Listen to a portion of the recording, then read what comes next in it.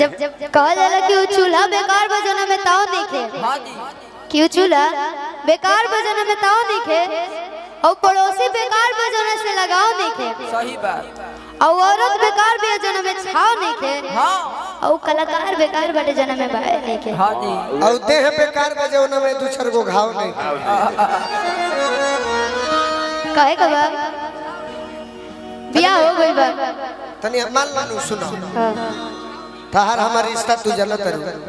कि का बा लेकिन मानो जे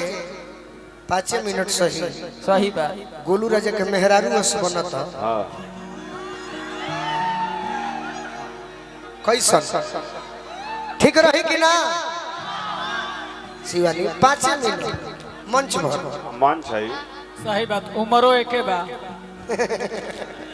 चल तो कहता शादी तो कर ले बानी रोड़ा बैठ के का हां जी बैठ के शादी के लिए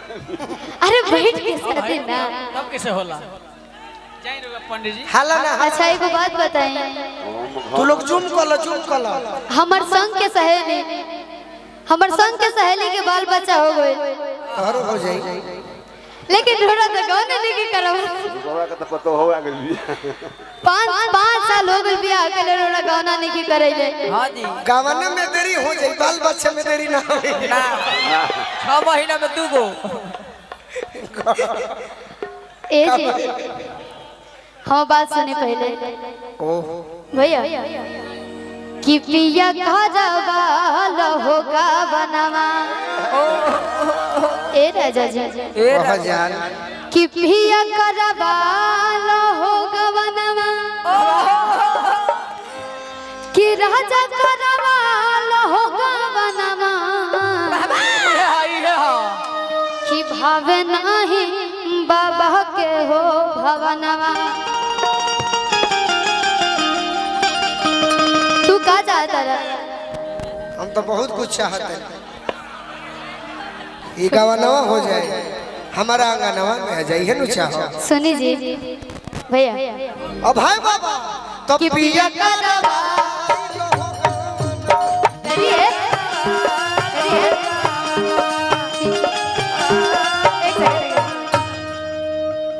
ए कोहली बैठ रे। रावरे वाला डांस है। सुनो अरे भाई खाना होना बाबू बैठ कोहली करा। बाबू देखो हमार श्रोता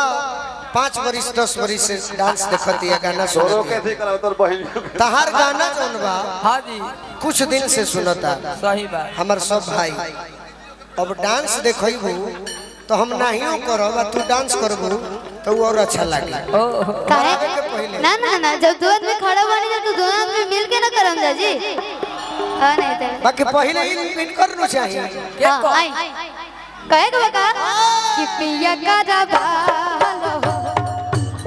पिया करवाल होगा बनवा पिया का जबाल होगा बनवा। एगो हमार गीत आवत शिवानी हां जी पिजल खपतरी कमरिया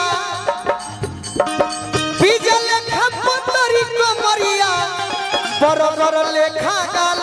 चललू चौकड़ी गली में अरे चललू चौकड़ी गली में सोमनी लेखा चाल चललू चौकड़ी गली में पिया करवाई होगा पिया करवाई सुने ए हा ए हा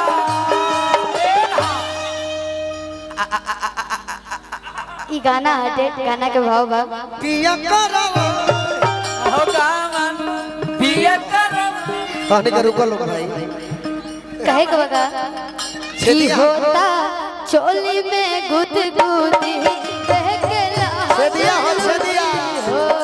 छेदिया हो छेदिया छेदिया की होई चढ़ली जवनिया के अगिया कैसे बुती हो बाटे छोड़नी जवानी अगिया कैसे पूरी हो। कि पिया करवाल होगा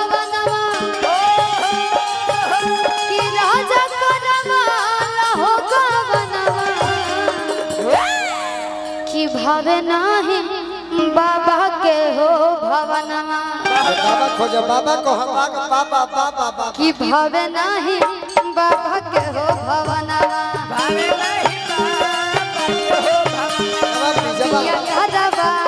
लहो गवनमा पिया करवा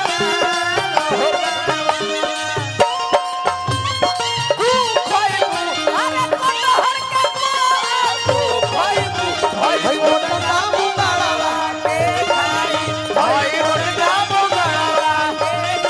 पिया करवा पिया करवा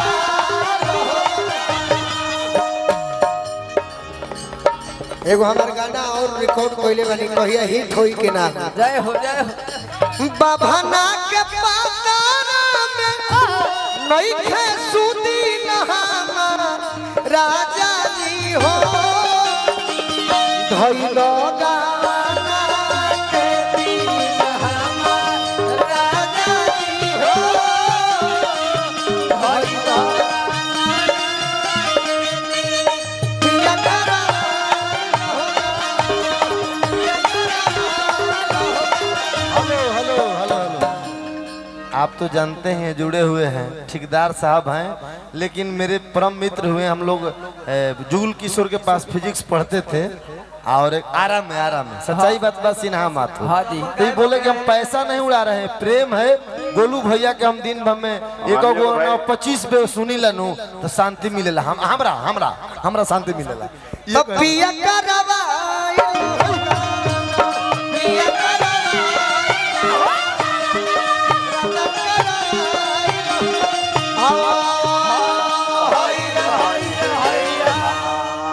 और का शिवानी मेहरा रूप होती है का का कहती है हो रौरे बने बहुत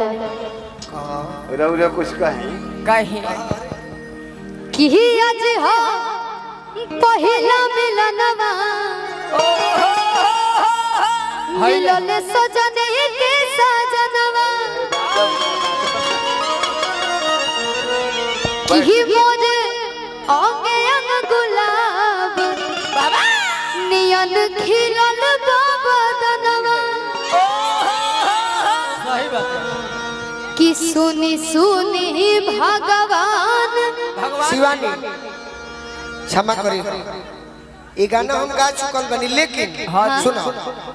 ये दोबारा गीत गावे में आनंद कब आई कब मान लो कि भोजपुरी के मोहम्मद रफी पवन सिंह जी पैसा लगा दी हलन हाँ जी फिल्म में हाँ आ हम हीरो हो गई ओह तारा के हीरोइन सही तो ये गीत कैसे गईबो अब तू जा हाँ तब ये गीत सजी हां प्रोड्यूसर को बाड़े